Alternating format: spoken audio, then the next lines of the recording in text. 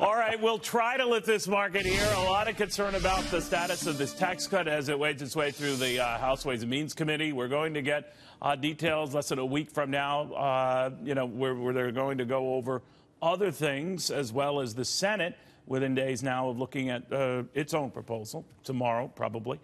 So what does all of this mean? And as the House GOP begins to reconcile some onerous issues that have come up, let's go to the White House Budget Director, Mick Mulvaney, who joins us right now. Director, very good to have you. Thank you. Neil, thanks for having me, as always. Are you surprised this is turning out to be a bigger fight than many thought, that even among Republicans it's caused more controversy than maybe was calculated? A couple different ways to answer that.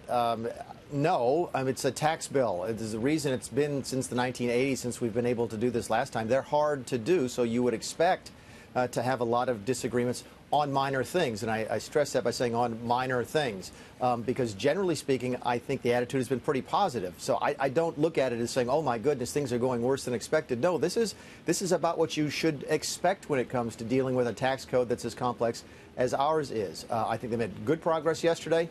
They're looking like they're doing well again today. Things are moving on the schedule. So, yeah, there's disagreements on small pieces and parts, but generally speaking, it looks like everybody's still headed in the same direction, and that's what we need. I just get the sense that a number of Republicans are surprised to find, maybe because this is based on a lot of academic studies, and they're oftentimes not worth the paper they're printed on, but they're all, a lot of these guys have to go with, including the Joint Committee on Taxation that says 38 million Americans with incomes between 20 and 40,000 could end up paying a lot more money starting in 2023. There are variances for that, expiring tax credits and the like, but it's giving a lot of Republicans the heebie-jeebies. What do you say to them? Again, a couple questions, a couple different answers. Number one, a lot of those proposals that they're looking at, that the various tax groups are looking at, are the things that are they're in place now, and then they go away after 5 years. They go away after 7 years, right, or whatever. That's done mostly, Neil, and you know this as well as anybody, just to sort of shoehorn this into the crazy rules that the 1974 Budget Act sets up for these types of bills. So it's not good policy. It's just something that says, look, we have to do this so that it will score properly. It's not really what we believe. We don't think it should go away, for example, but we have to sort of shoehorn this policy into the rules. And I think what they're saying, what we all said, and I've said this when I was in Congress, is, look, good policy will become permanent. Good policy will stay well after it's laid out in the original bill. So if the reduction is a good idea for 5 years, after 5 years, the next Congress will come in and make it permanent, because the rules will probably be different by then anyway. Well, it depends on the Congress, right? I mean, if it's a Democratic Congress, maybe not so fast, right? Sure it does. And that's why people seem to get wrapped around the axle about, is it permanent or is it temporary? And all I can tell you is nothing's permanent around here. If it's good policy, it's likely to stay. If it's bad policy, it's likely to get reversed in the future, especially if a different party takes over. So, no, I'm not too concerned about looking at those particular numbers. This is how we look at it at the end. To your original point about are you worried about the fact that, according to some groups, taxes might be raised on some groups? No, because if that turns out to be the case, if we really believe it, if our numbers show the same thing, that the taxes are going up in the middle class, we're not going to sign it. So that's an easy answer for us to give here at the White House. Our principles remain the same.